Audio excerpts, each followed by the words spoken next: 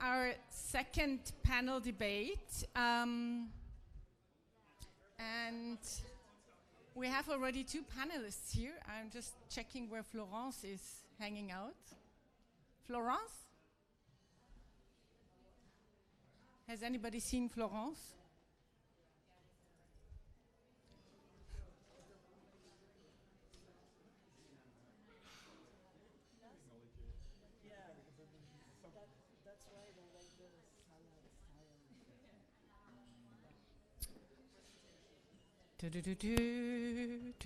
I'm gonna come and check you.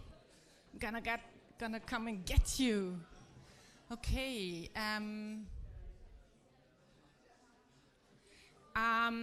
Thanks for joining us. We will start for the next debate. Florence.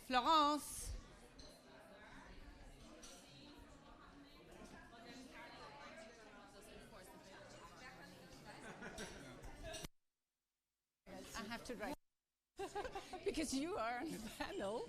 The next white academic speaker. I have been saying, "Where's Florence? Florence?" Yeah, I'm sorry. Yeah.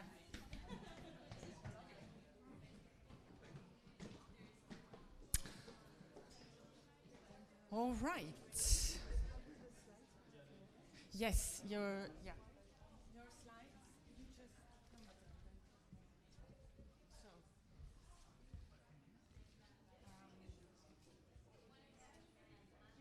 It's now here. Thank you. And then you just hold that. No, you don't need to. Because you just go until the end of the last version of the last slide. And then immediately comes Etienne's slide. Yeah. Okay. I'm at this stage where I'm not sure I need my glasses or not, you know.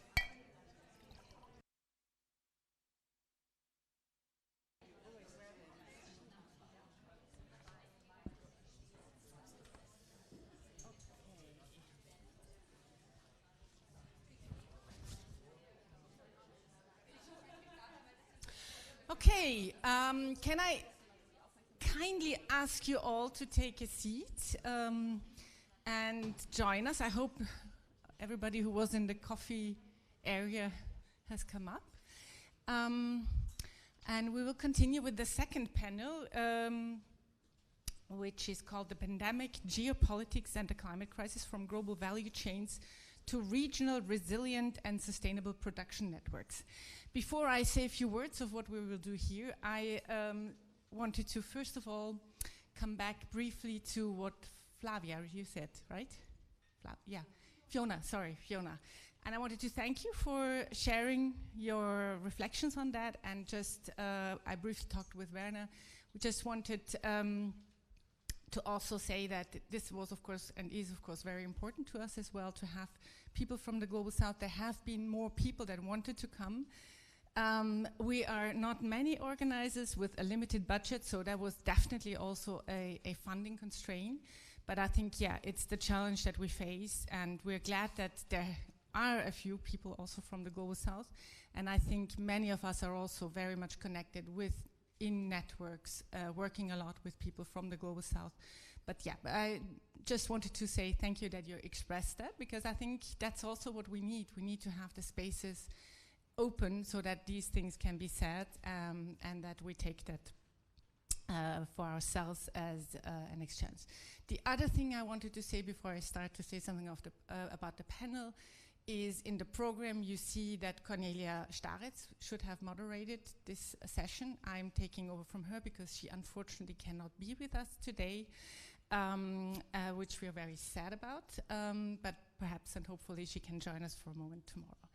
So we will dig deeper. We continue with some elements that have been already mentioned in the panel before and even yesterday, and we will have more a look into the global value chains and what is happening there. It has been already said, COVID-19 has really exposed to many of us, in particular also in Europe, how vulnerable our economies are today as a consequence of the many years of neoliberal globalization, of offshoring, how, and also of course also in the global south, we could see that, and we continue to see that, how this change of organizing the economy, including also the increasing global value chains and corporate structure, has made us very vulnerable. And at the same time, this was one of the start, and we have heard already in the panel before, of shifts that we could observe which have different roots. So there is a new era of industrial policies coming up. There is the whole climate crisis that is also contributing to that. And there is also the talk about deglobalization. So in this panel, we want to dig a bit deeper and look into what is really happening on the ground. Can we talk about deglobalization? What is even happening also on a firm level? So we will dig a bit deeper into these questions that we touched a bit before already, and we'll see what our three panelists, who are all looking into that, and I would say they're all probably scientists, activists, what they have to share with us, and then we'll have another conversation together. Now let me present briefly the three panelists. On to my left side is Florence Palpacuer.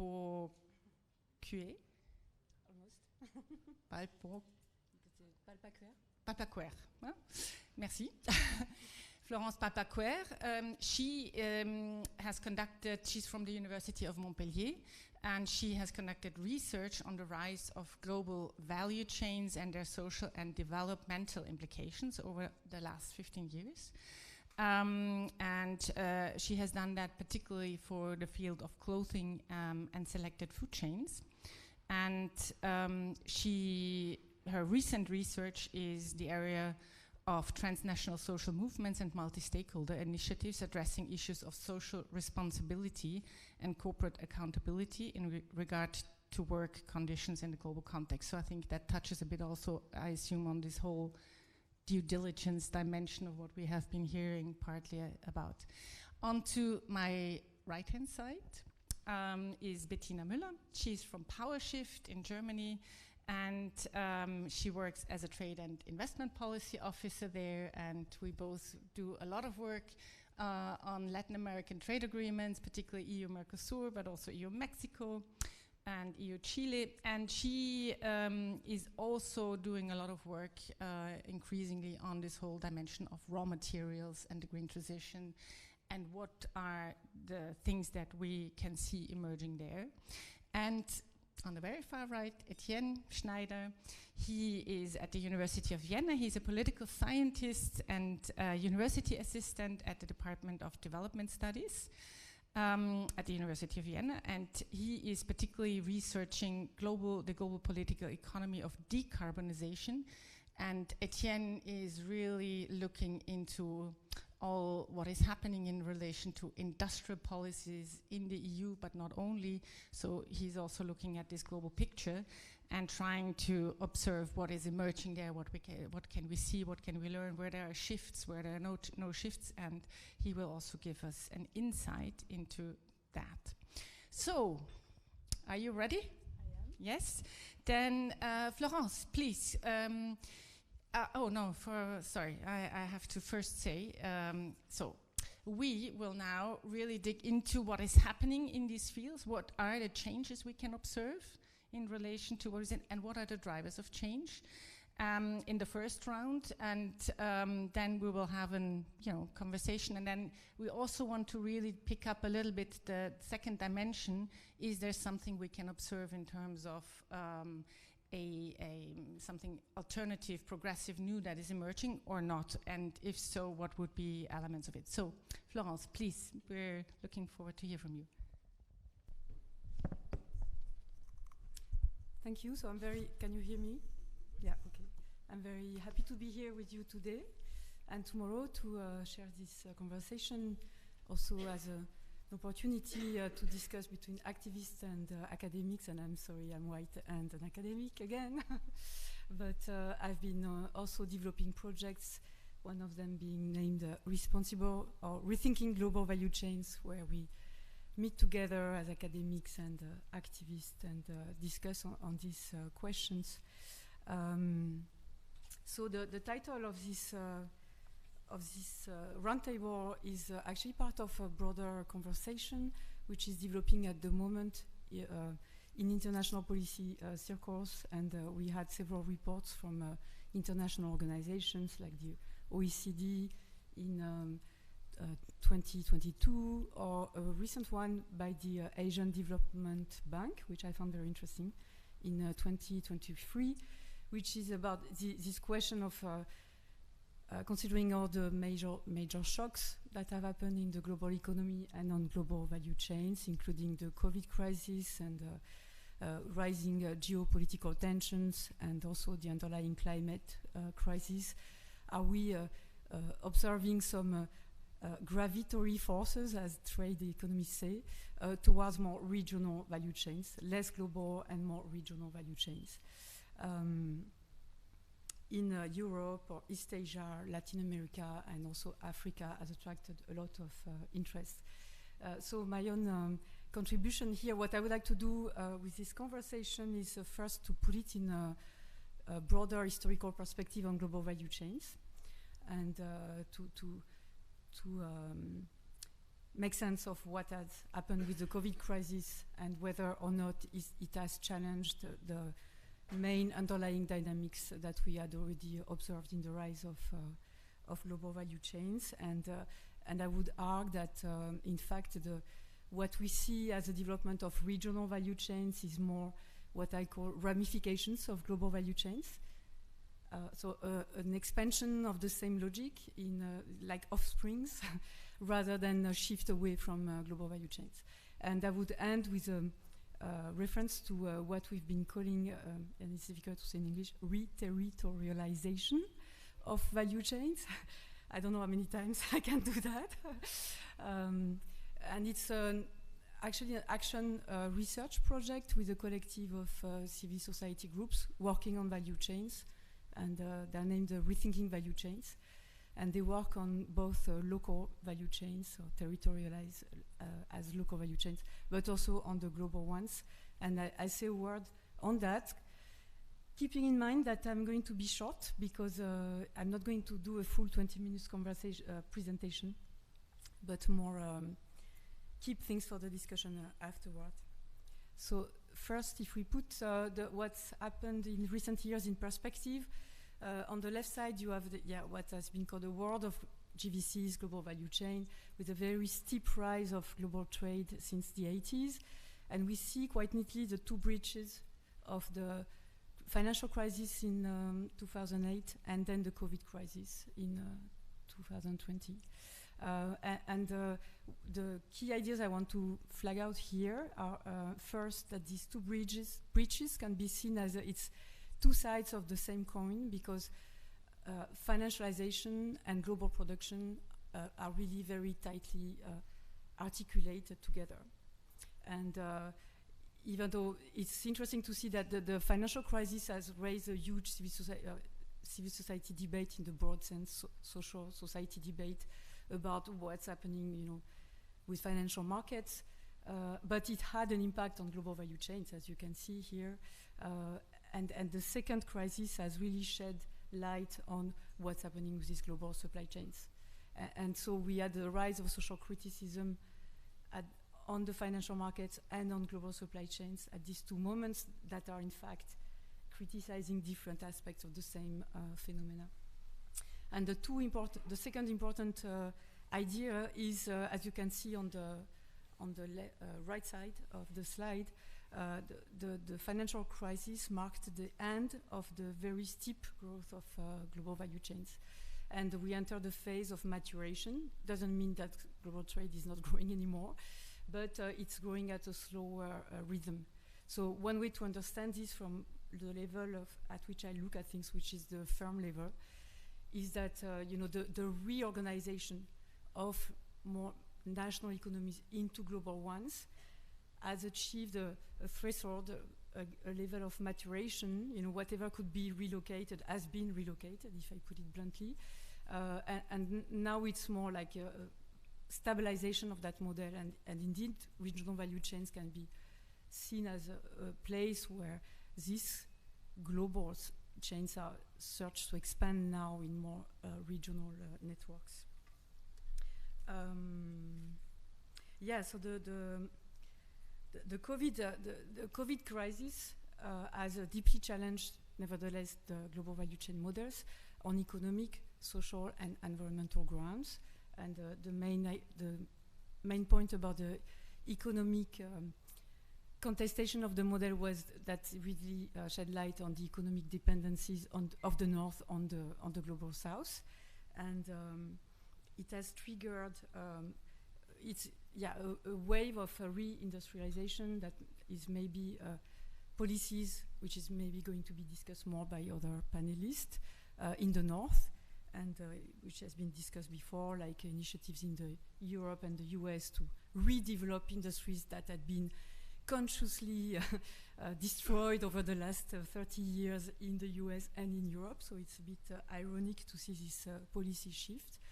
But it has also triggered a change towards securing access to raw material source, as has been mentioned earlier, through trying to negotiate long-term contracts with suppliers overseas. And we see also, and that's something that civil society is also starting to leverage, higher prices for sourcing overseas, and civil society groups see an opportunity to push for the social environmental elements of these contracts. So there is definitively a shift of power towards the material part of the chain, which is to some extent leveraged to who can be in the future to push for social and environmental conditions. And we can come back, I guess, later to the question of whether the reindustrialization is a plausible project and how far it can take us after decades of massive disindustrialization in the North. I think I don't know if I have much time, but I just wanted to flag out that on the social aspect, we had massive civil society campaigns like the Pay Your Worker campaigns following the COVID crisis, when the cancellation of orders has left workers without anything. And the trigger for that was the Rana Plaza accident, really, 10 years ago. But the COVID crisis has also, brought back again on the agenda, at the table, this question of the social conditions of production. And it's been also mentioned before, but there was a link, but it has not been pushed as far as it could have between global value chain, the COVID crisis, and the destruction of biodiversity since the rise of pandemics and zoonoses is rising with the destruction of biodiversity, and GVCs play a major role in deforestation over the world. So then the question is, if this model of global value chain has been challenged, how deeply? And I feel that this quote from OECD policy brief pretty much summarizes what I see as the answer. And they're saying reshoring policies would lower economic efficiency in all countries, but would also hamper diversification and limit the scope for absorbing shocks, hence making most countries' GDP even less stable. So definitively, the retracting into national value chains is really not an option if we consider the scale economies and the profitability of the chains. And I like the remark, which is, this brief focuses on efficiency and stability. It does leave other important aspects aside, environmental and social issues. It also summarizes how, after the COVID crisis, we have seen a major push to keep this economic logic going. And there was very quickly, a consensus that the massive scale economies that are achieved through GVCs were not going to be challenged. So that's the second point I want to make is that, and it really resonates with the first panel also, that the profitability and scale economies are really at the core of the business model of the major companies that organize these global value chains, not just in the north, where you have the so-called lead firms that are focused on R&D, marketing, and outsourced production activities, but also now and more in the global south, where you have major, giant global suppliers that have themselves developed ramifications on a global scale to gain control over raw materials and manufacturing capabilities. And that's an interesting point that we need also to unpack what is the global south and which global south do we want to bring to the table. Because the exploitation that is developed through the global value chains occurs through an elite in the south, which is really also playing a key game. And I think it's very telling that the founder of Foxconn, so Foxconn has the major manufacturer of electronics products in the world and major supplier of Apple. So Apple has huge margins. Foxconn has small margins. But Terry Gu, who founded Foxconn, is among the richest men on the planet. So the high volume, low cost business model really works in terms of profitability. And nowadays we have these big economic powers in the north and in the south, which are who are calling the shot. So when we talk, and that's my last point, when we talk about the regional value chains, so this is an extract from an OECD report. They have measured for like Africa, Latin America, and what they call here developing Asia, the part of international trade which is regional, meaning with nearby countries. And you can see for the biggest one here, which is Asia, it is significant, it's 43%. It means still that more than half of their training is organized with the north. And if we added Europe, we would have a 50%. So we are in fact the most integrated market in terms of inter-country trading. And but my point would be, what I find interesting is that we have key countries that act as, that used to be, developed as hubs in the global value chains, like South Africa, in Africa, had historically developed very strong relation with the north, trading relation with the north, and it now develops its own regional value chains. Also as a way to have access lower cost production, but also to serve its own market. And we see that also very clearly with China in Asia, which is also using the other countries to feed its own market and also as a backup for lower cost production. And I know the pattern in Latin America is a bit more diverse and complicated, but Mexico, who has been a major platform for the global value chain for the US, is also a platform for some regional chains. So that's how we can, I would make but it remains also an hypothesis to be further investigated, but I would see these regional chains more as offsprings of global value chains. And the case is very clear for Africa. You have this OECD report saying, well, Africa has always been marginal in global value chains. But they cannot really show any sign of positive upgrading for Africa participation in global value chain. It has remained stuck with really bad jobs and destructive environmental practices. So this OECD says, but then the regional value chains could be more, offer more leverage for upgrading. So it's again the same rhetorics that you can develop and upgrade through value chains, but since the global ones have proven that they are not conducive to that, then the same discourse is sort of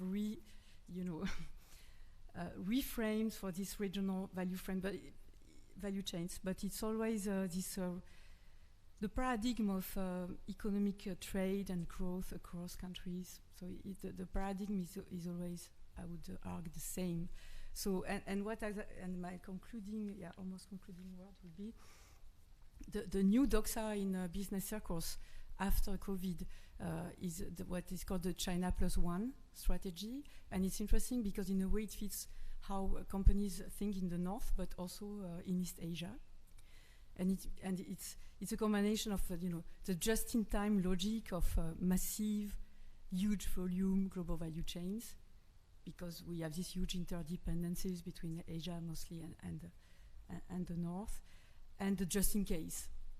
That you have your supplier on the side, so you sort of gain resilience from that. You don't put all your eggs into China, but you don't renounce to China.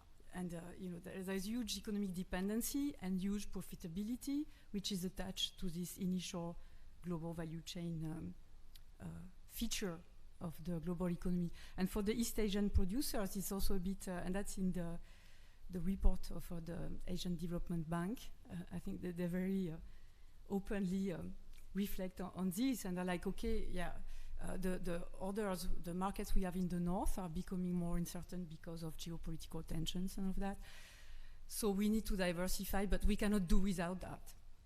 So yeah, let's try to expand, and not put all our eggs in the same with the US, but we cannot renounce to what we have. So this is, and so the final idea for me would be that if we want to think about truly more sustainable value chains, the direction to look into would be more to re-territorialized or territorialized value chains than these regional value chains, which are, the template of GVCs applied to regions. But the re-territorialization, what we have started to find with our civil society group partners, it can take actually two shapes.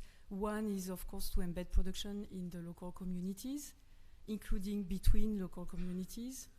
And here you have this broadening of the reflections in the civil society groups to go beyond my producer and consumer local thing, and how do I address food inequalities in the territory, food precarity, to provide decent food to also the deprived part of the population in the territory. So it's becoming more broader and political, and it also can develop between territories, also between also the north and the south, but that's for the small scale alternative value chains. And the groups that are targeted on fighting for better rights in the global value chains, they're very skeptical, like no, we're not ever going to relocate these massive industries. China is way too big for us to ever do it, in whatever industry we're looking at. So we need to fight for better rights. And this, in fact, is also a form of re-territorialization in two ways, either because it relies on the power of the state as a territory with the jurisdictional power of the law, and that's all the due diligence. I'm aware it has been watered down through the negotiations, etc. But still, it's using the power of the state as a territory to enforce new rules on these big on the big guys, I would say, and that's about rebalancing power relations. That's a redistribution of power between actors in these global chains. And I stop here. Thank you.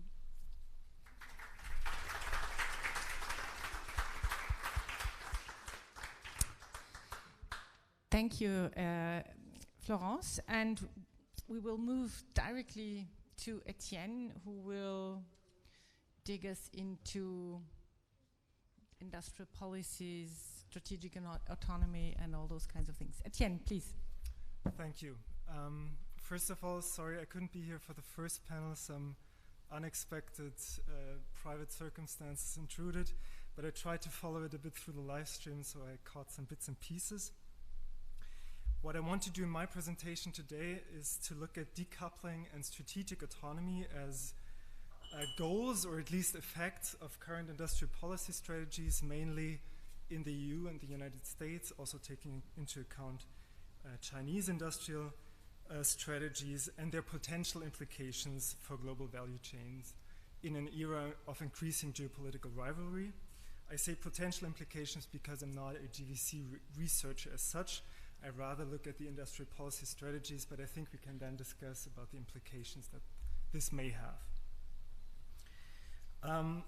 If you look at the trajectory of industrial policy has really attracted a lot of attention since at least August last year, when the Inflation Reduction Act and the US CHIP Act were presented, and there have been a lot of rather hectic attempts in the European Union to, in a way, respond to this Inflation Reduction Act and the subsidy level. For instance, there has been the EU Green Deal Industrial Plan, the NetZero Industry Act in March, connected also to the Critical Raw Materials Act that Bettina will elaborate on a bit more later. And last but not least, very recently, last week, the EU Economic Security Strategy. But I would say that this trajectory of a reorientation of industrial policy in face of increasing geopolitical rivalries started much earlier, and I think it's always difficult to pinpoint a starting point, of course. But I would say arguably one plausible one is the so-called Made in China 2025 strategy, one of China's main industrial policy strategies from 2015.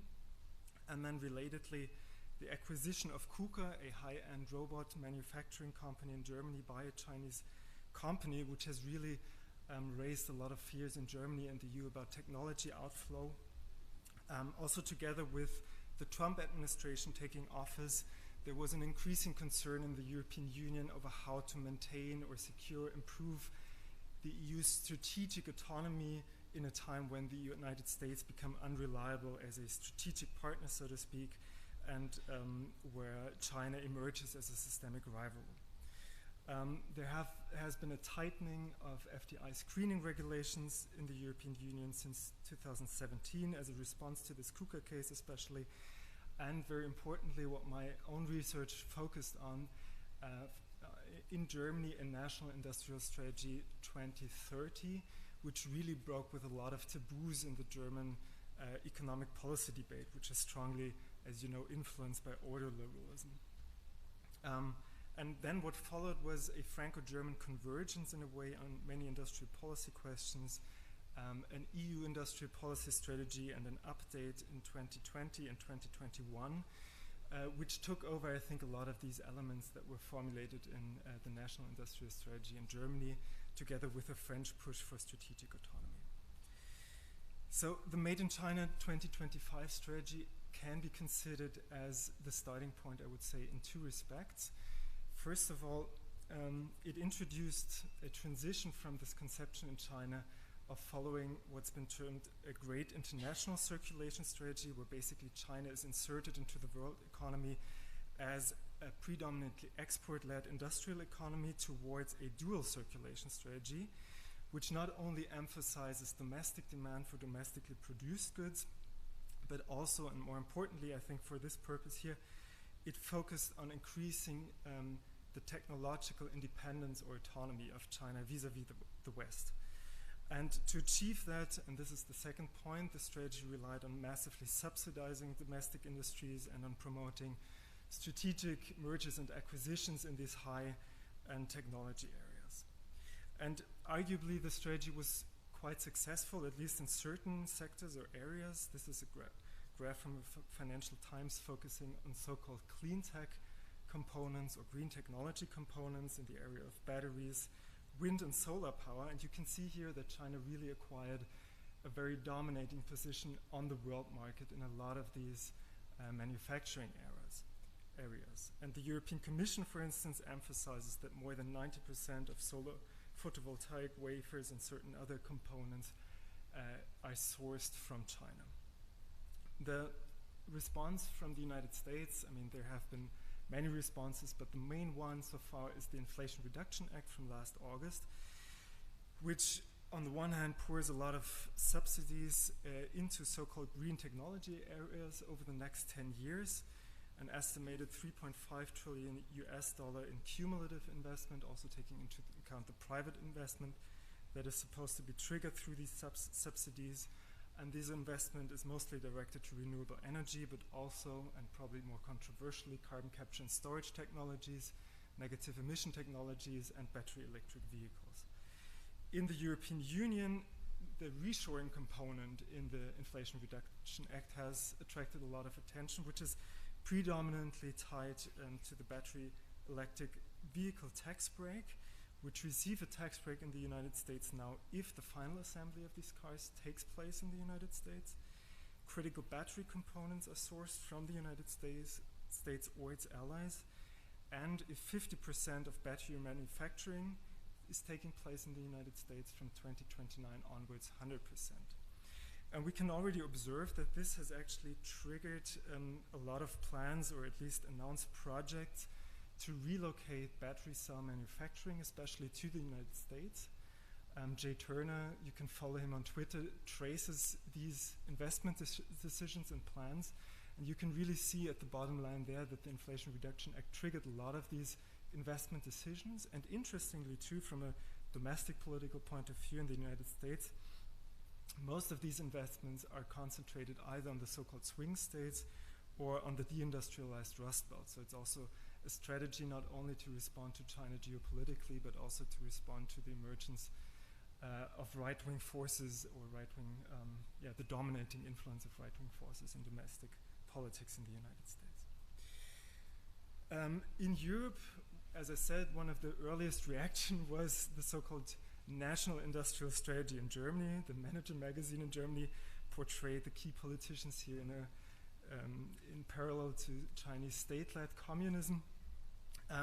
And it really actually responds to this, to Chinese industrial strategy, and takes over some of these ideas actually. For instance, it actively seeks to promote national and European champions, selected technology areas through state aid, the formation of syndicates, and quotes direct state involvement. And most crucially, I think in this context, it explicitly formulates the goal to preserve industrial and technological sovereignty of Germany or the EU, and preserve closed value chains. This strategy was, of course, highly controversial in Germany. Peter Altmaier, the economic minister, almost had to resign after that. He got a lot of attacks, but it still, I think, indicates a profound industrial policy shift in the German debate. And it had some repercussions on the European level. 2 industrial policy strategies were published in 2020 and 21, which seek to remodel EU industrial policy around the goal of maintaining or achieving the open strategic autonomy of the EU, which mainly manifested itself in a so-called strategic dependency analysis. To give you an example how this looks like, one of the graphs, the EU really tried to dig deep into the global value chains and where it depends strongly both either on the United States or on China, and to either then diversify or relocate production in these areas. And the key industrial policy vehicle to achieve that are the so-called important projects of common European interest, the IPCEs, which allow to hollow out the rather restrictive EU state aid regime, which actually has so far, under neoliberalism, really limited industrial policy in the member states. So it allows to pour a lot of subsidies, mainly from the fiscally powerful member states, into selected technology areas. You can see an overview here from the DG competition. The main areas are microelectronics and semiconductors, the first and the last IPCEs, then battery cell production, just as in the United States with the Inflation Reduction Act, and the third component is hydrogen. This is a map about either planned or battery cell production plants that are already underway in the European Union. So just as in the United States, there is some reshoring or relocation of battery cell manufacturing going on in the EU, I would argue, and you can also see that it's, again, to some extent at least concentrated on Germany, which is traditionally the industrial core of the European economy. And the latest development within the European Union has been the NetZero Industry Act, which, and this is also in contrast to, I would say, the neoliberal understanding or era of industrial policy, aims at selectively promoting specific so-called net zero technologies. Here's an overview: solar photovoltaic, batteries and storage, electrolyzers and fuel cells in the area of hydrogen. But what's really new is that it's technologically selective and not technologically neutral, as under neoliberalism, where this decision was supposed to be left to the markets. And it also formulates the goal of increasing EU production capacity in these net zero technologies to 40% of domestic demand until 2030. So it has this relocating or reshoring component in it, at least in the area of formulated strategies, and also probably controversially, just as in the Inflation Reduction Act, to increase CO2 storage capacities to promote carbon capture and storage technologies. Before I conclude, one discussion that we had in the preparation of this panel, especially with Cornelia Staritz, there is the perspective that this attempt to reshore production is mainly driven by national security interests of nation states or the European Union, and that this goal somewhat contradicts the interests of private capital in profit making. And I would say that the picture is a bit more complex, at least from my case study, Germany. I observed that, for instance, the BDI, the main representative of export-oriented German industry, actively promotes strengthening European sovereignty and open strategic autonomy. This is a paper that came out last year, but it started that much earlier in 2019 already. So it advocates, quote, expand production and development capacity in the field of semiconductors in the European Union, create reliable structures in cloud and edge computing in the European Union, and regarding raw materials or critical raw materials, diversify the supply sources and further processing of critical raw materials through import, but also, I put an emphasis here, domestic production, recycling, and substitution. If we look at the actor constellation in these conflicts about Germany's national industrial strategy from 2019, I observed that the BDI, even though it was partly internally split along different industries, more or less supported this move towards an industrial policy paradigm shift. And the main opponents rather came from the key economic policy think tanks, but also the business associations representing the so-called Mittelstand, which are the small and medium-sized enterprises. The Social Democratic Party, the trade unions, were also more or less supportive of this new industrial policy strategy, even though they criticized the more supply-side elements in it, of course, and the key state apparatuses acted as mediators in this conflict. What's interesting, though, is that the BDI, as I mentioned, it is internally split to some extent. I just want to mention the example of the electronics industry, which from the very beginning openly supported even the goal of technological sovereignty, which the BDI didn't embrace for a very long time, and the VDMA, which is the Association of the Machine Engineering Industry, which was very critical of this whole industrial policy shift in Germany. And probably one explanation of these different positions is the relative position of different German industries on the world market, and specifically in its competitive position towards China. If you look at machinery, for instance, but also the car industry, they still fare pretty well in the world market despite the emergence of China on the world market. The machinery or the machine engineering industry was more or less able to maintain its world market share despite the ascent of China. And unlike the US-American competitors, which have actually lost world market shares. By contrast, for instance, the chemical industry in Germany has lost world market shares in parallel to the rise of China, and the electronics industry really faces already a major world market dominance of China. So they are very much in favor of actually promoting technological sovereignty to be probably better able to compete with an overwhelming Chinese world market dominance here, whereas the machine engineering industry and the car industry still want to have access to the Chinese market and to export because they still enjoy a relatively strong position here. But this picture is, of course, just a static one, and it's likely to change. If we look here at the export and imports from China to the European Union in car trade or auto trade, we can see that China is on the way to becoming a net exporter to the European Union, and there are already calls to protect the European market against highly subsidized car exports from China. So to conclude, I would say that these industrial policy strategies, I mean, I just focused on the EU, the United States, and China, do promote decoupling in key technology areas at least. But we cannot speak of a comprehensive trend towards a deglobalization because it's really limited only to very selected key technology areas.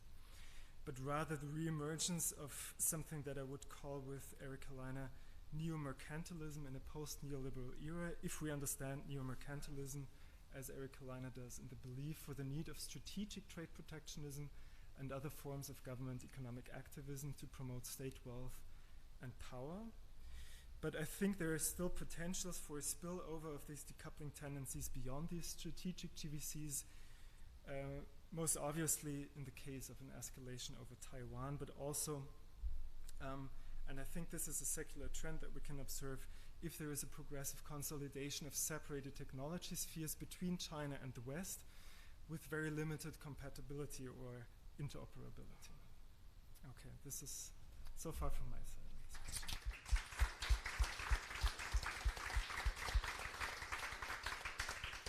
Thank you, Etienne, for this insight. And we move on to the last input. And as you were explaining also what are the initiatives of the EU, they are very much touching upon the green transition and the decarbonization, and what we also discuss in the trade policy field, the increasing interlinkage between raw materials and raw material strategies and policies. And Bettina, you will give us the insight into this approach, and then we'll have the space for getting into an exchange. I'm a bit worried now because my presentation actually looked a bit different. The first slide at least, so I hope the rest will be fine. Because, I mean, there was also the logo of Powershift on it, and then the whole... But anyways, let's hope it will be fine. Hello, everyone.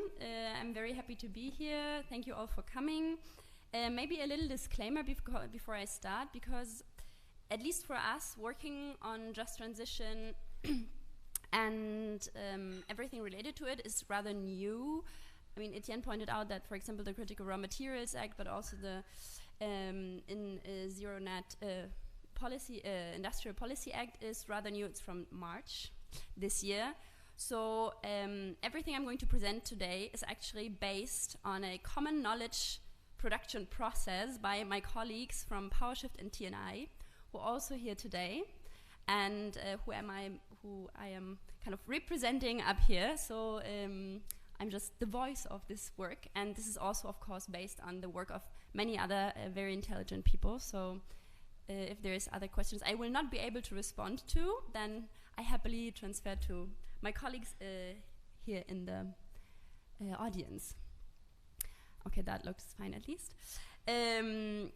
Actually, I can see that our presentations are kind of very linked, and I'm happy that we're kind of going from the global to the ground, because what I'm going to look at now is a bit what is the main concern of the European Union to actually carry out this new industrial policy plan they're looking at, and what do they need? And well, it's the raw materials, right? It's kind of what they need to build really those batteries and other products and really create those facilities here is first to get access to raw materials, which are not being sourced currently in the European Union, and actually there's not enough supply even to be able to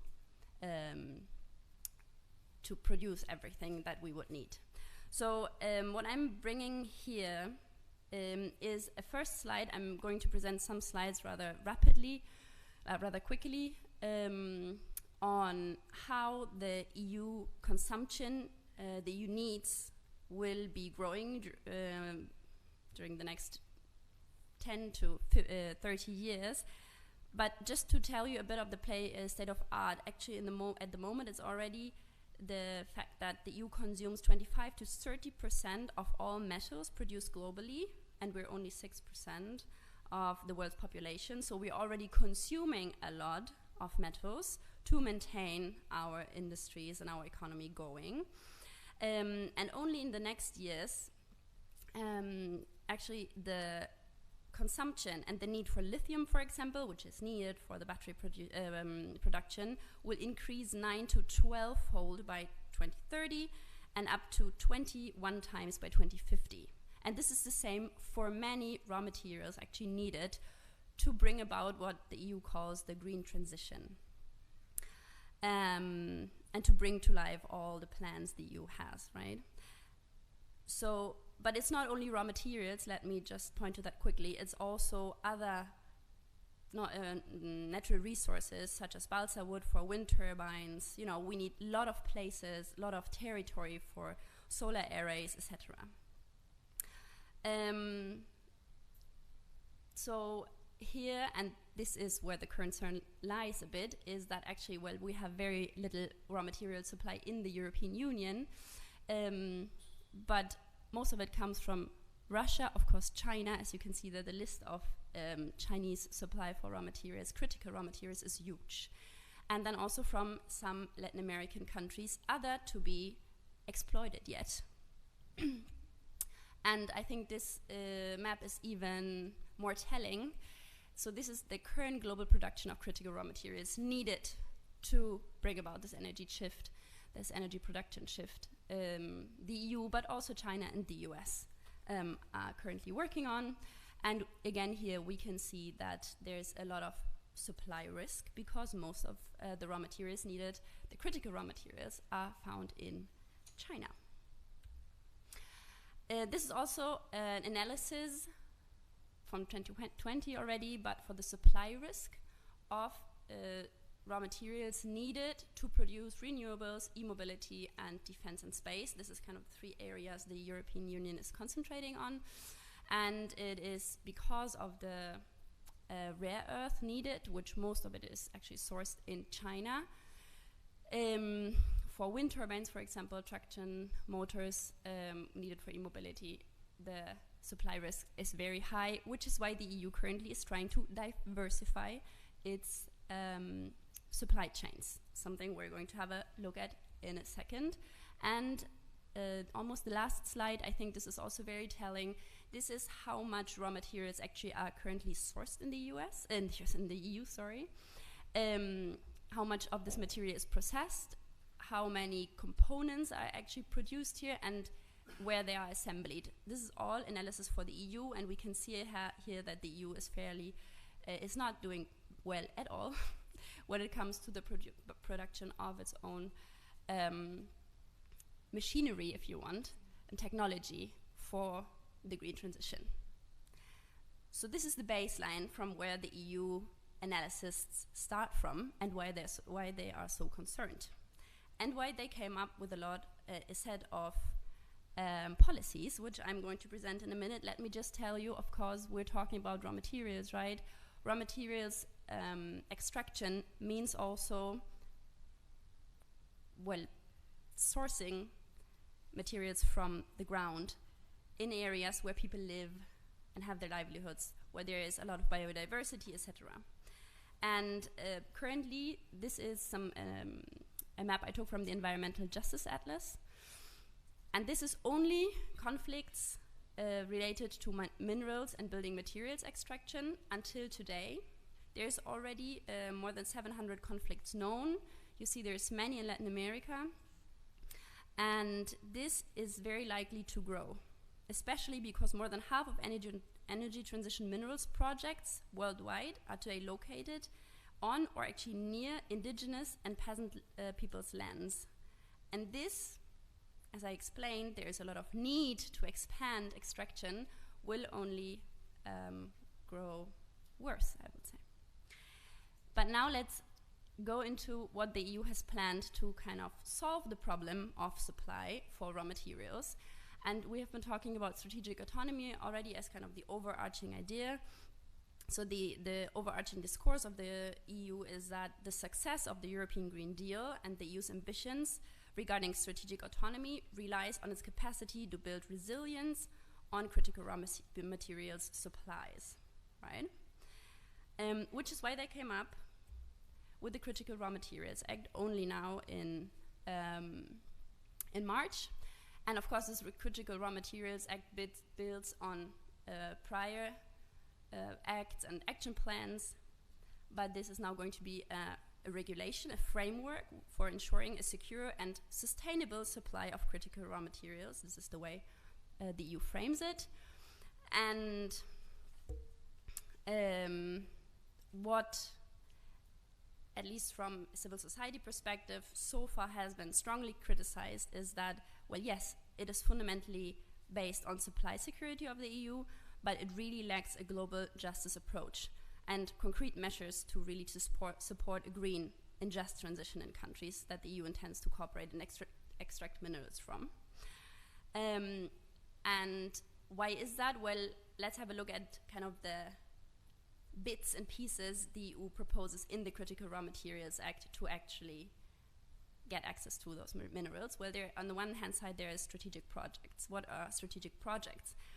Their idea is to finance projects of specific interest to the EU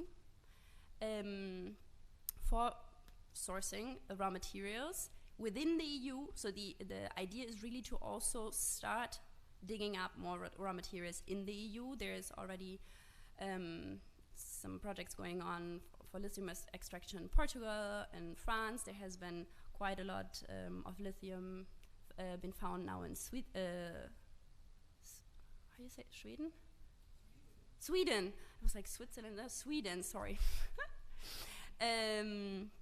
Exactly. And what they want to do with those strategic projects is that they want to fast track operations in mining and smelting and accelerate permitting procedures for extracting those projects, meaning that sustainable impact analysis has not to be conducted as it has to be done now, because if not, currently the permission of those projects takes up to 10 years. This is of course too long, so they want to reduce that to 2 years.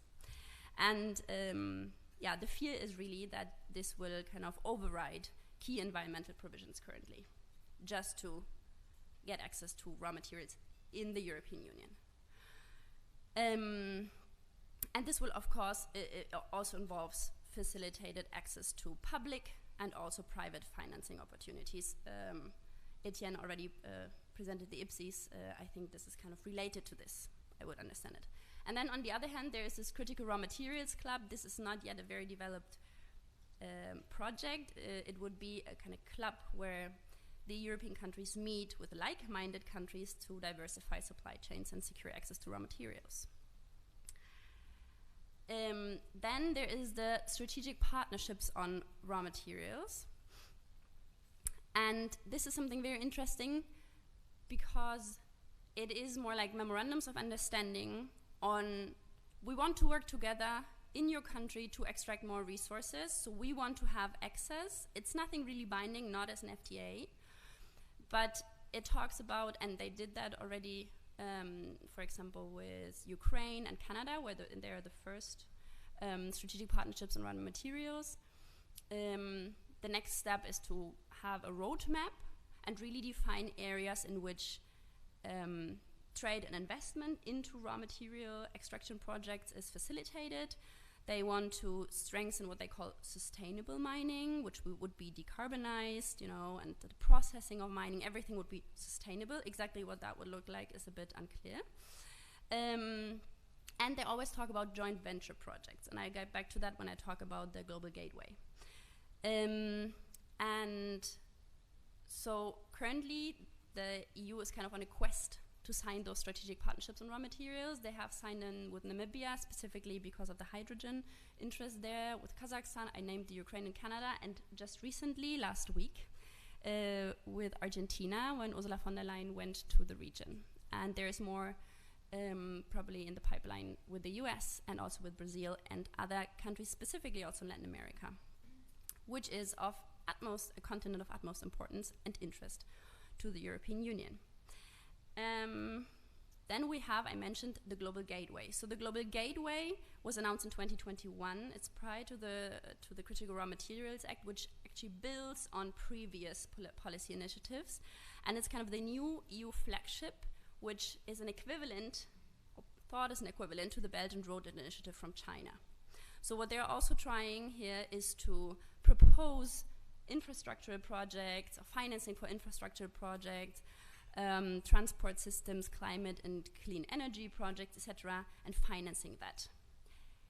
Now, there has been some real criticism, specifically because Global Gateway is not really, you know, there's the name, but we don't really know what is behind it. And so far, organizations more speak of a rebranding of projects that are already in place and that are now fall under this idea of global gateway. So that's why they kind of already say it's working, but it's more old projects under a new name. And what the EU wants to achieve is to mobilize actually private capital, 300 billion in investments, but from private actors to invest in resource extraction and also infrastructure projects that then, you know, would connect different projects in regions of interest. And there's specific funding for that, support, and how you say that? Yeah, anyways. And and that works nicely together with the idea of strategic partnerships and also strategic projects, because the EU wants to lead private investment there, help financing it, so they, you know, can get hold of those materials. And the last bit that adds up to this kind of picture, or this scheme the EU has built or is building currently to carry out the what they call clean energy and digital transition, are trade agreements, which include energy and raw materials chapters. And this is actually more what I'm working on. So there is so far, is it 6 agreements which are being negotiated, which include raw materials and energy chapter. It's the one with Indonesia, with India, New Zealand, Australia, Mexico, and Chile. New Zealand will most likely be passed this year. They also want to do the same with Chile. Mexico is almost done, and they want to finish negotiations with Australia this summer, and then Indonesia and India a bit more complicated and still ongoing. So first of all, just a little, what is this about actually? So why is that important? Because these energy and raw material chapters, actually what they do is they kind of prohibit import and export restrictions and monopolies. They prohibit export tariffs and differential prices, and they impose requirements around licensing of new projects that make them available to EU companies. So it's also this kind of package. There is a bit of an exception in EU-Chile, but a bit. And it is really thought to secure access to raw materials, but also the possibility to actually take them out of the country, you know, and be on a level playing field with other actors in this country, in the country where they want to invest. So what are we making out of this? As for conclusions, I mean, the question here was, the name of the panel is Regional, Resilient, Sustainable Supply Chains and Value Chains. And the question is what the EU is building really, you know, does that apply to what the EU is trying to build with its policies? And I would actually argue that, well, regional, yeah, they want to kind of reshore some of the extraction of raw materials, and of course also of the value addition here. So, but really regional cannot be, we always need, I mean, raw materials from other countries and regions, which is why they have all this outward strategy prepared. Resilient, that is yet to see, and sustainable, definitely not. Actually, the sheer amount, the raw materials needed to only bring to life the EU transition plan will rather lead to the enlargement of sacrifice zones throughout the global south or the countries where they need to be sourced, the persistence of colonial legacy, patriarchy, and the debt trap. So actually, I like to always mention one of the sustainable impact assessments the EU conducted on the EU-Chile agreement, and they were talking specifically about the potential for more sacrifice zones because of the EU plans to extract more via their FTAs. So what we need is, here in the EU, a reduction of what we are producing, the way we are consuming. We need to redistribute urgently,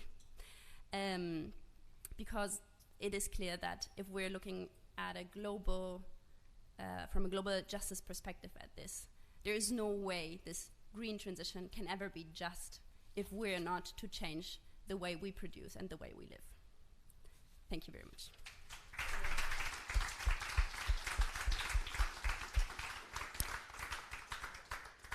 Thank you, Bettina. You concluded with making the assessment that I would have made as well, in terms of, after what I've been listening to from what you say in relation to the question we put out there, what is happening on the ground, or what is happening.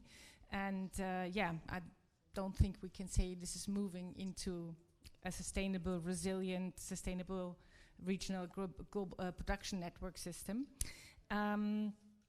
And as you said, it's clear that what the EU is pushing, and probably one can agree or would add on also the US, I mean, IRA is also the same type of capitalist-driven model of green transition, decarbonization, that is not embedded in a deep transformation of our economies within the dimension of living well within planetary limits, and that dimension of a good life for all that is not built on the good life of people in the regions and countries in the global south. So in that sense, we have now the possibility to open up and hear your comments, questions. We probably only will have one round because we had a bit longer inputs, but I think it was important to get this insight to better understand what is happening. And I already want you to also reflect now, apart from the questions that come in your concluding remarks, what you think would be needed, or how can we move in this other direction. And yeah, let's see. We'll start here with Lisa.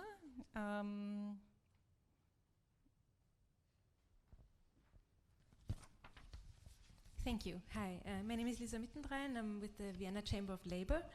I want to thank you very much for the great panel. I think it tied together really nicely some issues we already discussed in the morning. I want to pick up something that Etienne said about your last point, which I think was excellent. It's maybe not accurate or too simple to just talk about security interests. We also need to see the profit interests behind this, this dynamic. I think this ties nicely to what we discussed in the morning, with the question of, is it really that trade used to be neoliberal and now is becoming geopolitical, where it was pointed out that trade has always been geopolitical, but also today there's a lot of, it's not like profit motives don't matter anymore in global trade relations. And I think this shows quite nicely that we need to be a little bit careful sometimes how much we take the narratives that our opponents tell us for granted, you know, like, because we have this very big story about this big shift that we're seeing in global policy and in trade policy, and sometimes it can be easy to just go along with it, and I think it works really nicely here in this conference to go below that.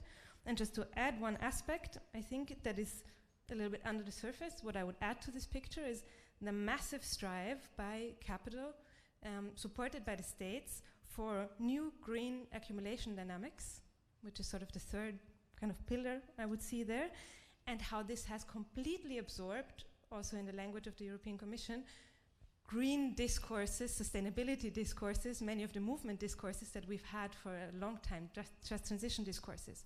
And I think this promise of finally delivering green accumulation, green growth, fighting against climate change on the terms of capital, with the absorption of this discourse, creates a massive challenge for social movement and trade unions. And I was wondering if you have some thoughts on that. Thank you, Lisa. I'll stay back there with Joachim.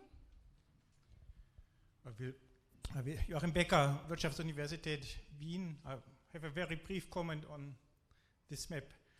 Maybe one element is lacking, and that is rather at the national level, and that is the military presence in order to keep governments that are willing to conclude such agreements in power, or to bring political forces that would be willing to supply the raw materials to the EU into power. Yeah? And that is not at the EU level, but at the national level. So far, the military component, the olive green component of pseudo-green transition might also play a role here. Yeah? Thank you. Okay, can I see the hands up? Okay, then it's Melinda. just doing one man, women, one, just so that you understand. Yes, no, thank you. This is extremely useful, and I was particularly interested in hearing more about the landscape of what's happening on the EU side around the raw materials. In the US, we are trying to keep up or trying to get a sense of what all of these critical minerals agreements that are being rapidly negotiated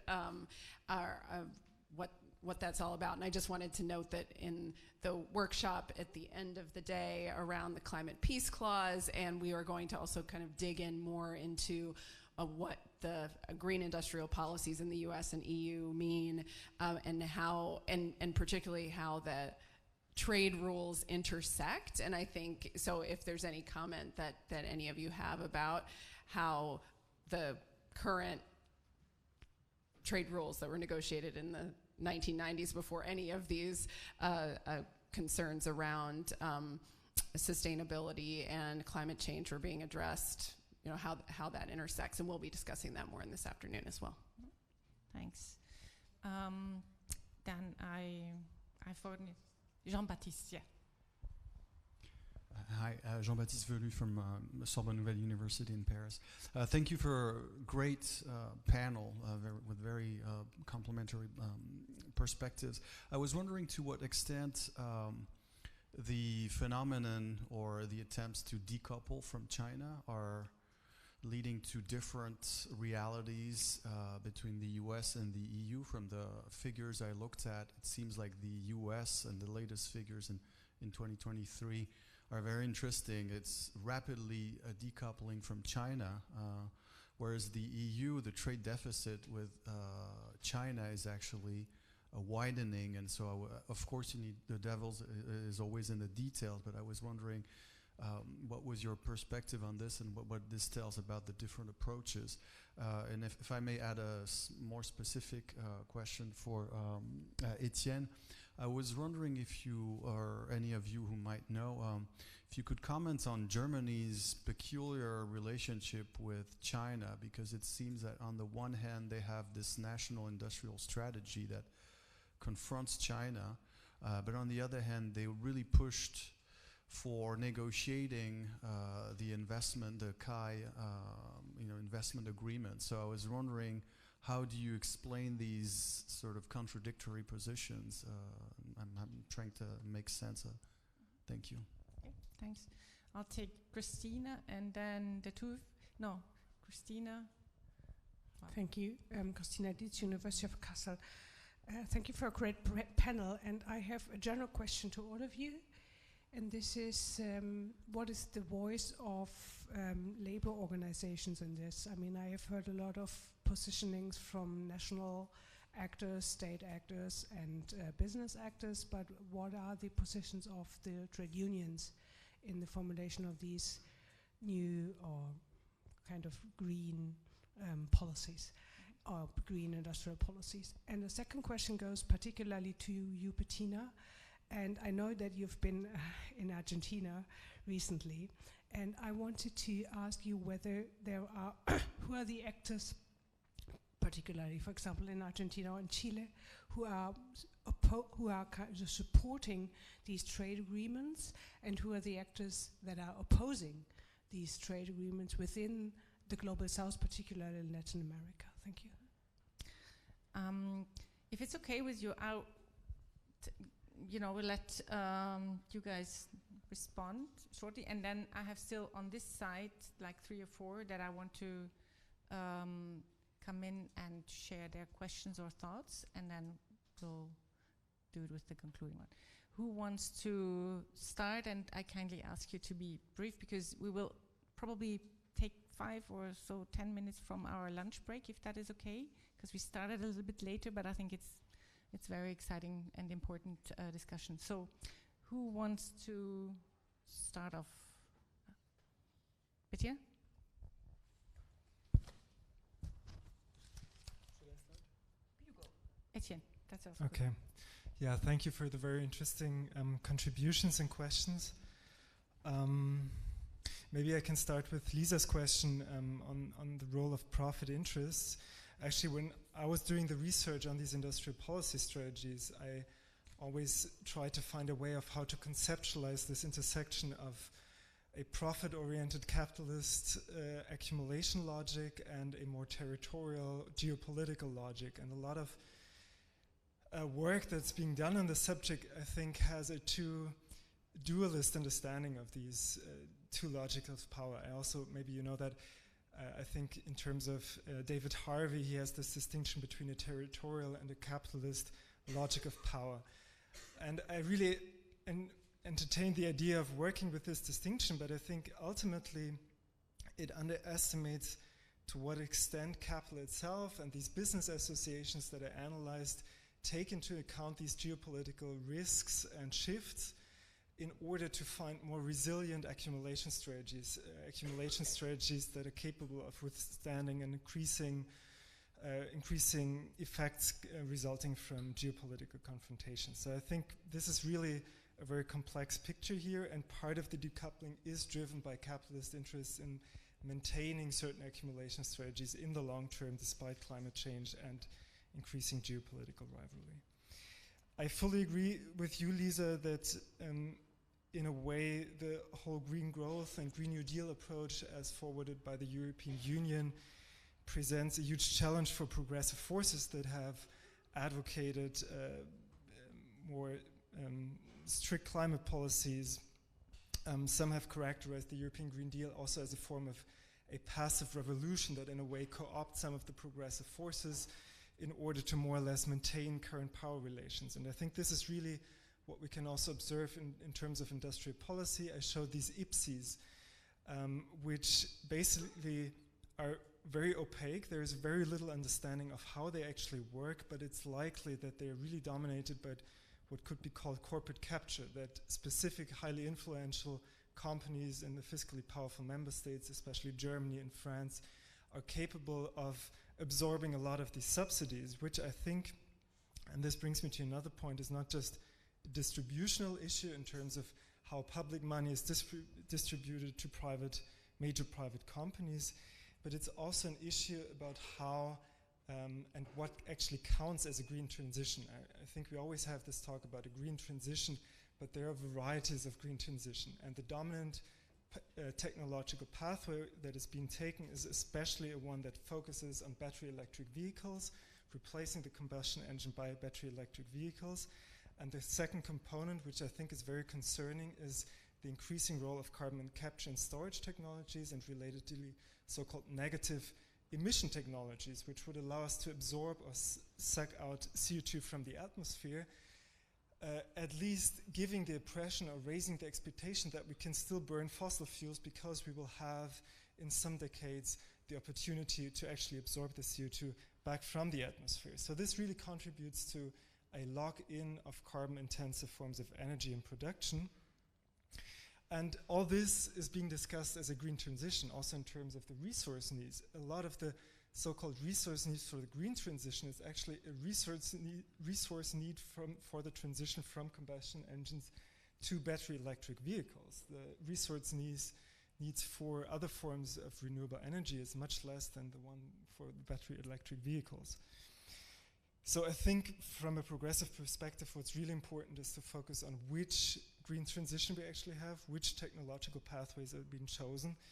And I think the dominant one is highly problematic, and especially also in terms of the growth orientation, because I fully agree that we would actually need an absolute reduction of energy and material throughput in order to both tackle climate change and stay within planetary or societally negotiated boundaries.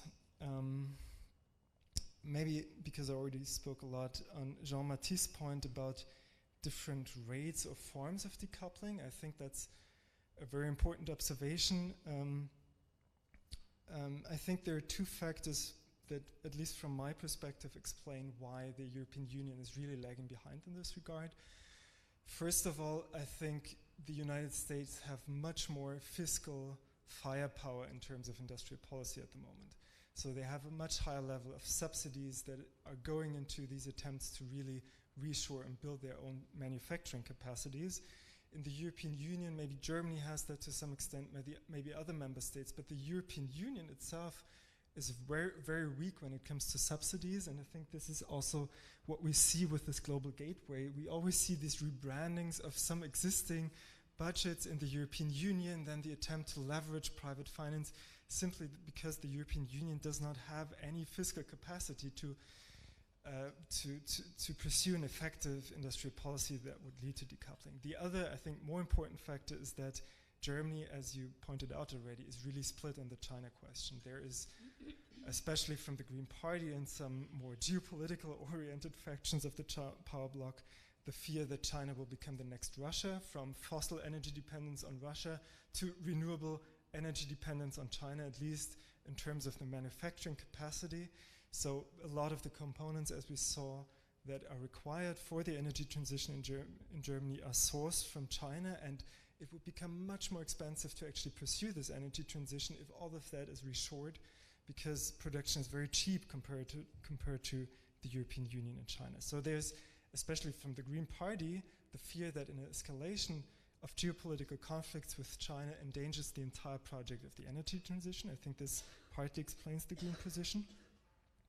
And then there is, of course, also the massive dependence still of the German auto industry and, as I showed, of machine engineering on China. So these factions of the German power bloc constantly seek to undermine a more geopolitical stance, a more confrontational stance towards China, both within Germany and on the European Union level. So yeah, it's to some extent, I think, a schizophrenic approach that's being taken. And this also explains probably why the decoupling is not that quick, also because Germany already faces deindustrialization tendencies at the moment, and decoupling from China would accelerate them, and this would lead to massive political and social fallouts. Okay, yeah. Thank you.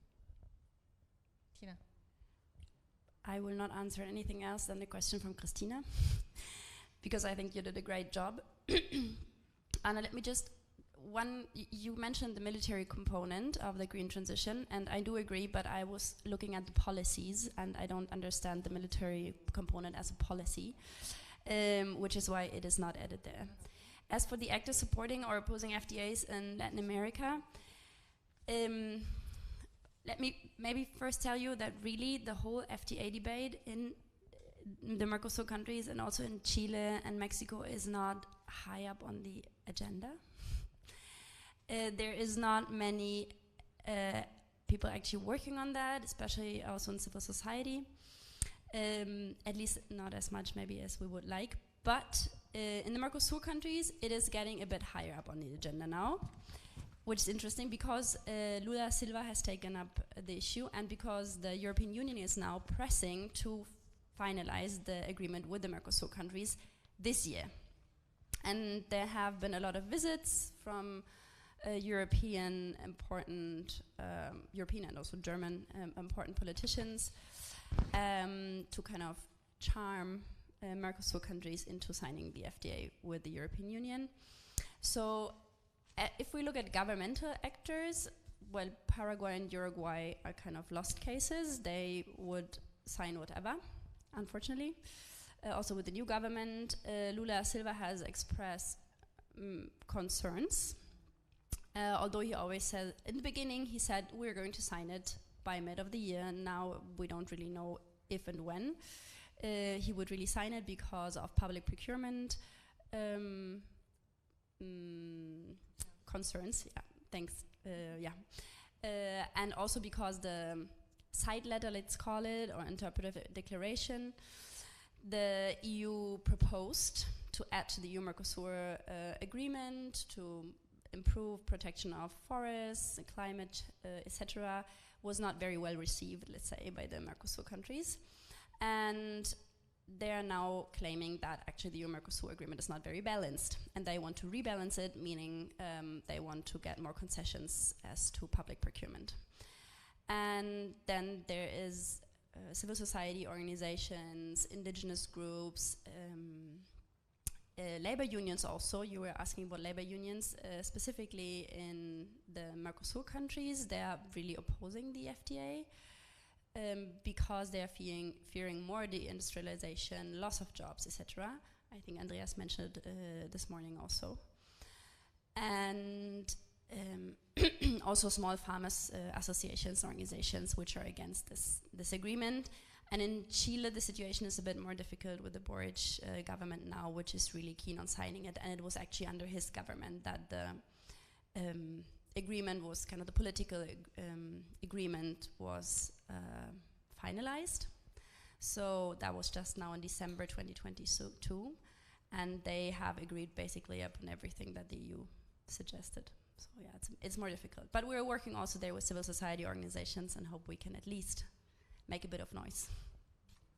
Thanks. Florence will come in the final round. So I want to give the floor first to Rashmi. Yeah, in the very back.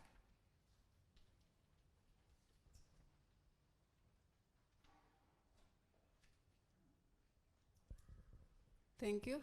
My name is Rahmi. I work with CNI and based in Indonesia. I have questions directly to Florence. I think thank you for your great presentations on the global value chains. I've been trying to follow in the issue of global value chains, especially for the ASEAN regions. My questions is first, how do you see the ASEAN itself, in the context of regional value chains as emerging trends right now? Because ASEAN now is proposing an alternative ASEAN centrality as the answers of the geopolitical situations right now. And I know that currently they are proposing a new proposal to develop a regional production hub on EV, on how they would like to control the productions and the value chain inside of the regions. So I just want to know your thoughts about that kind of alternative proposal from ASEAN centrality itself. Even we are questioning the successful of ASEAN centrality to respond to the geopolitical situations in the regions. Well, I will present later in my workshop later. But second question is, it's really interesting when you explain about the reterritorializations. I also difficult to say that, of value chains, because even we are questioning of the ASEAN centrality, but if we reflect the idea of reterritorializations in these regions in the context of ASEAN centrality, do you see any a possibility, if we can use that concept, to improve the concept of ASEAN centrality itself for a better sustainable trade agenda in the regions? Thank you. Thank you. Okay, then I have now Werner.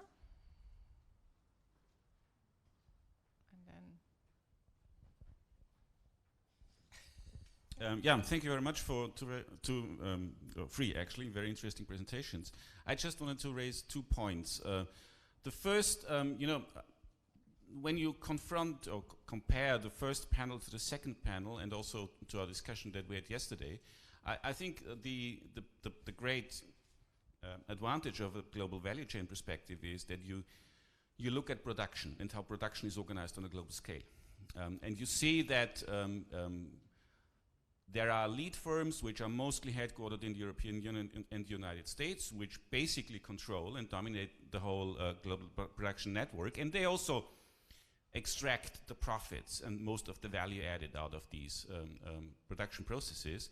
And I think that is important to highlight that actually what has happened under neoliberalism is that a reorganization of production took place where manufacturing was outsourced, but the high value added activities, including most of the profits, have remained in the United States and Europe, because the companies that lead those production networks are based in those core areas of global capitalism. And that, I think, is important to highlight as against the right-wing nationalist narrative, which basically says the Chinese have taken away our jobs. So Chinese workers are pitted against US workers and European workers. And actually, I think what has happened is that corporate elites, together with political elites in the United States, in Europe, have been pushing through that kind of reorganization of production. And that is also where the whole discourse about how the geopoliticization of global production is led by profit motives or by security motives comes together. So I think from a progressive point of view, we have to highlight that it's not Chinese workers against European workers. It's the global corporate elites that extract value through that reorganization. And so redistribution and the reorganization of production, a weakening of the profit motive, that's the way to go forward. And that comes into picture when you look at it through the global value chain lens. So I think that needs to be highlighted. My second point is what has happened indeed via that reorganization of production on the global level is that some countries, foremost China, but also other large emerging economies, have become, more powerful economically and politically. And what they are now saying is, we want more of that value added that is produced within those global production networks. So I think what we see currently, and Lula and China and others are pushing that argument, is they want more of the value added and the profits of those global production networks. And that's why I would expect that trade policy in the future, particularly between the European Union, the United States, and those large emerging economies, will become much more conflictual and much more difficult. Yeah? So I do not assume that the United States or the European Union can just push through trade agreements against those large powers. So that is a novel element, I would say, in the global political economy, these large emerging economies and their project of, climbing up the ladder, if you want, in global value chains, and associated with that also taking, a larger share of high value added production within their territories. Okay. The last point I wanted to say is on Europe. You seem to assume, both Bettina and Etienne, that the European Green Deal, which you have elaborated upon, particularly the critical points about that, is already a fait accompli. It's a consolidated project. I'm not so sure of that. I think what we're seeing currently and what is not off the table is after the next European elections, we will see a backlash. And the European Green Deal is already criticized and opposed by the nationalist right. They don't want it. So I think I would argue the Green Deal, for all its problems, has been a step forward.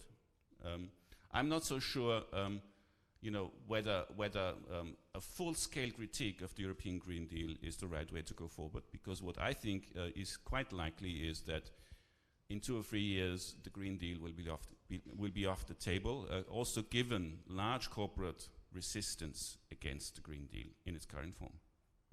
Thank you. Okay, I've seen now Monica and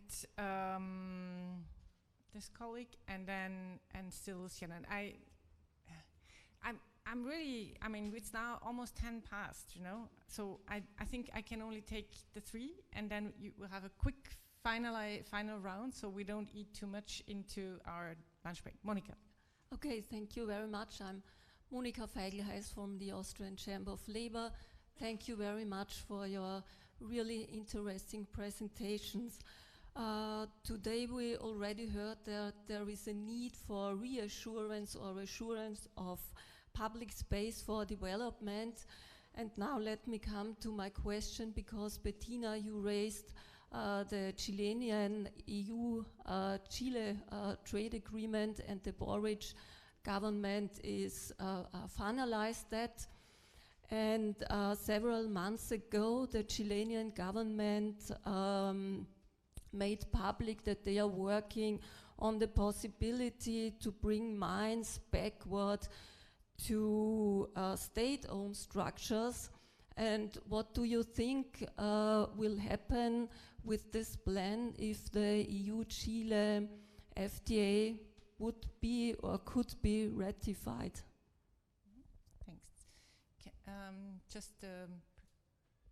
I am Barry Finnegan. After 20 years of activism with Attac in Ireland, I'm doing a PhD on EU trade from an eco-socialist degrowth perspective. The question is, what is to be done? could it be that the Critical Raw Materials Act is a new vehicle to bring our various disparate movements together in the way that TTIP was a huge coalescing force in Europe, bringing feminist, decolonialist, trade union, labour, etc. together, and that we actually need to look at the idea maybe of going to the street to oppose the Critical Raw Materials Act, because I think the average person would say, what's wrong with digging up lithium in Chile? And just a question of, in terms of mobilizing, is it possible that the Critical Raw Materials Act could be the thing? Thanks, Barry. And Luciana. Yes, just to add to, sorry, Bettina. No, because I think that it's important regarding I don't remember who, Christina's question. It's not that, because Bettina painted a very negative scenario, which I agree with that. But the truth is that the problem we have in Argentina, Bolivia, and and Chile now, is that there is a huge movement against lithium extraction. So don't get the idea that nobody cares about lithium extraction. There is a whole movement of water and territories, the MAT, Movimiento Agua y Territorios. You have OLCA, you have organizations that work on climate issues, and they work on zone of sacrifices, not only about lithium, but also about mining companies in general. And also avocado extraction and all the things that you eat that are super nutritive here come from Chile, like arándanos. How do you say arándanos? Blueberries, all those things that take a lot of water in a desertic area. So there are a lot of movements that work on that and try to analyze the zones of sacrifice. In Argentina also, there is a huge network of people working on lithium. We're going to have, in 2 months' time, a conference in Buenos Aires regarding this topic with the lithium networks in the region. But I agree with one thing to add to this, is that what we still have is a separation between the people that work on trade and people that work on zones of sacrifice and lithium and minerals and gold extraction. And so that is a separation we have in Latin America, and we are working on that. We are trying to get the two topics together, because then it's, oh, let's struggle against Mercosur EU. And then you have people working on that, and then you have other people working on soy extraction and beef, and they don't even look at each other. It's like, but you're talking about the same thing. So what we are trying to do is like push the two movements together, but don't get the idea that there is nothing going on. I mean, lots of people are struggling against that, and well, right now, I will bring it just because it's something interesting for you to know. Right now in the northern province of Jujuy, in Argentina, there is an uprising. Please follow it in the Twitter. There's a huge uprising. It has been going on for a month against the new constitution of the province that actually has the lithium in its territory, and the indigenous communities have uprisen to say we don't want that, among other things. But one of the things is, don't take our lithium. We don't want lithium extraction. Get your own energy transition somewhere else with other minerals or elements in Europe, and stop taking the things out of our land. So this is a huge discussion we have going on. Thanks, Luciana, for giving us this insight. And I hope, Andrea, since you're on the podium before on the panel, I excluded you now from the round so that we can conclude. Let's start now with you, Florence, to give your answer the question of Achim, and then also give your concluding remark. And I kindly ask you to be brief, so that we do not eat up too much. There is a microphone for you. Thanks. Thanks for the great discussion, and I learned a lot myself also in the panel. So I thought it was really great. And yes, I will try to be short. I will start with Asian, and what I would say is pretty much about reading between the lines of the discourses that are sort of flagged out. And it was interesting to me to see that there is this gestures being made towards greener and more regional, and so there is this discourse and also initiatives to try to go in that direction, but at the same time there is this contradiction that the region is still pretty much tied up to the north. And it's interesting because they are a bit skeptical about how fast and how big the green transition, which is claimed by the north, is going to happen at all. And they say, no, it's not for tomorrow that we're going to have cars that are all electric or in the West. So it's like, yeah, we can breathe. We still have a future for our huge manufacturing facilities. So there is this contradiction between the strong dependence on the past GVCs that are still operating for so many, manufacturing products. And so I'm not talking about batteries here, but clothes and cars and many other things. And also what I find interesting is this inner contradiction with the relationship with China, which is also exercise a domination within the region. And so there is this contradiction between, we are together against the North, but then there is also huge, quite violent in a way, internal power and domination situation going on. I also wanted to react briefly on the GPN. You are talking, coming back to this framing of the North versus South and the lead firms thinking about global production networks. And it seems to me we really had like a GPN 1.0 was North and South and manufacturing in the South and powerful lead firms in the North. But GPN 0.0 are about these powerful economic forces and huge companies also in the South, and controlling more, manufacturing capacities and access to raw materials. So it's no longer North versus South divide so much as it is, between this global logic and it has anchorage of economic and political forces in various regions. And my concluding, it's very difficult to try to have a wrap-up comment on these huge questions, but what I take from the discussion, I think what we witness is an escalation of, I would say, political contradictions in how the states are reacting to the on the one hand, the growing divide within countries. That's one thing I wanted to say. In the new GPN situation, the ecological, social issues are within countries a lot, increasing within countries, and that's also why the North-South divide is still there. But if it has to be tackled, maybe we should broaden the focus of action and question the global logic versus a more sustainable, grounded, I think, approach to production. And there is this escalation of what you called, Andreas called the relentless outward expansion of capitalism, and it's going more and more crazy, like having this utopia of the green transition or the new economy, the digital transition, and then the green transition, and we know we're never going to get there. We're not going to have a European economy which is fueled entirely based on these new energy sources. That's just not going to happen. So it's a course en avant. It's a sort of there, and also on the political aspects where governments are trying to contain. They support the economic allies, the profit-making basis in their own countries, but they also have to tackle this social fragmentation and the rising inequalities and also the ecological questions. So to me, the answer is sort of, maybe it's a bit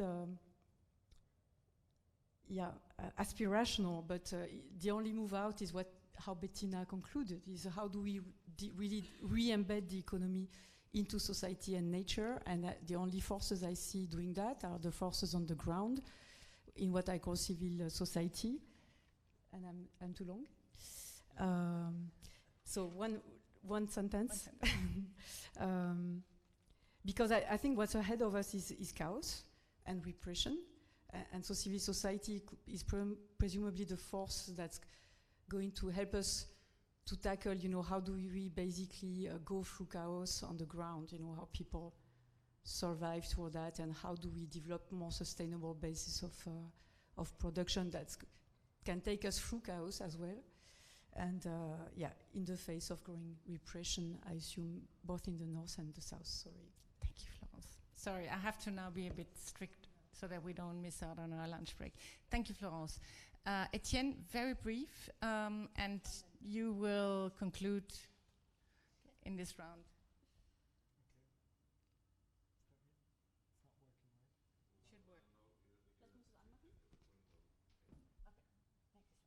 I'll take this one. I will just respond to Werner's comment because I try to be brief. I fully agree with the way that you portrayed the evolution of global value chains and the industrialization processes. Nonetheless, I think that the issue of an increasing technological dependence of the EU on the United States and China is real, and I think it's also a question from a progressive point of view, I think. Especially in terms of data protection. I think I just want to raise this point because it hasn't been raised so far. And regarding the EU Green Deal, yeah, this is actually something that also occurred to me when reading the media. I didn't fully account for that, but there is increasing opposition to the Green Deal agenda within the European Union and especially also from the European People's Party. And I think this is particularly worrying. And I don't think it really comes from the corporate side to that extent. I did some research on how different hard-to-abate sectors actually view decarbonization, and a lot of them have at least rhetorically committed to the net zero goal, but a lot of this includes carbon capture and storage technology. So a lot of the residual emissions are then left in some decades to carbon capture and negative emission technologies. So the question, I think, is not between whether this net zero goal will be renegotiated, but rather on how to get there and how much this is projected on future highly uncertain technologies. I think this is the issue also what the Conservative Party in Austria is doing. They are not right away challenging the issue of climate change mitigation, but rather saying we will do this based on technology and innovation rather than socio-ecological transformation and absolute reduction in emissions and material and energy throughput. And I think this is the main line of conflict that we have to address from a progressive point of view. Thank you, Etienne. And Bettina. Yeah, thank you very much. As for the nationalization of lithium, let's have a 2-2 because that is. I also would like to, as a closing remark, answer to a bit to what Werner said. Because when we look at value addition and and that is right, so in all those proposals of the EU, actually they're saying, so we want your resources, but we will help you to transform them and to add value in your country to the resources that you are taking out. And when you listen to German politicians, for example, what they're saying is, we want that and we need that because we want to import components not only from China, so in order to be more independent from China, we need other places, diversify the countries from where we can import products, not only raw materials, but products with a certain value addition. But still, the industrial capacities in Germany, for example, have to be upheld. So what a major concern here is that, yes, to a certain extent, value addition will be permitted in those countries and will be supported because it's in the strategic interest of the European Union, but only up to a certain extent, because they don't want to endanger their industrial capacities here, which are already under threat, right? And as for the European Green Deal, yes, I mean, it's a big package. It's like, what, more than 100 projects and there are initiatives, and there are some very good ones. But then also there are very complicated ones, such as the Critical Raw Materials Act and everything that surrounds it. And I think those we have to point out, and we have not to, shy away just because the Green New Deal is under pressure. It is, and we have to defend the parts which are good in it, but we have to also point out its pitfalls. And that leads me to the last question on can we oppose the Critical Raw Materials Act? I think it's a bit difficult to make that a sexy subject. But I think that, yes, if there are strategic projects developed under the Critical Raw Materials Act, then yes, we can bring that to life, and it's much more relatable for people on the ground to say, so this is because of EU policies, and then you can relate that to the Critical Raw Materials Act. And I would really like to point you, as for further answers on what to do, to a manifesto for an eco-social energy transition from the people of the global south, or from the south, that has been written and published just recently. So have a look at it. There you will find much more answers on the way to go forward, which I will not repeat here. Great. Thank you very much, Bettina. Thank you all on the panel for your inputs, for your reflections. Thank you all for your questions and your additions and reflections. It has been a very inspiring and insightful discussion. I think we all take a lot from this debate. And okay, now I have to, no, first a big applause before I say what I have been.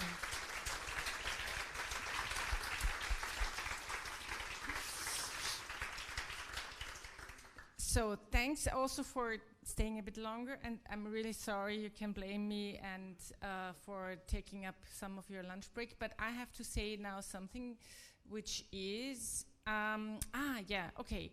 Those of you who are Twittering, the hashtag is FTC Vienna, so it would be great if you Twitter, use the hashtag FTC Vienna. Now there is a lunch break downstairs, and after that we start with the workshops, and perhaps we can have maximum 5 minutes to arrive late in the workshops, but not later.